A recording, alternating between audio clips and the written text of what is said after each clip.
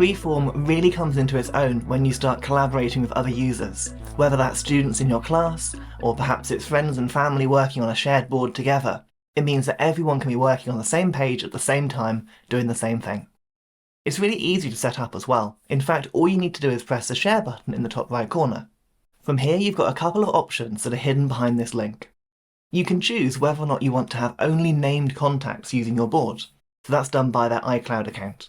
Or you can share it to anyone with the link. I'm going to do this one because it makes it slightly easier for my situation. You can also choose if the recipients can have read and write access, so that means they can make changes and adjustments to your board, or if they can view it only, so they can only see what you've done and nothing else. And then you can choose how you want to invite those people into your board. You can send it via iMessage or by email or using any number of different apps. For me, I'm simply going to copy the link, tap it into my mail message, and then send it off.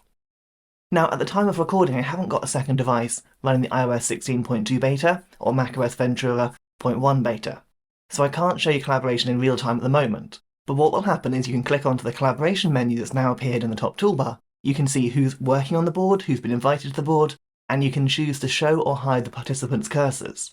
That means when they're working on something, a little box will show up around it with their name, and you know who's doing what on your board.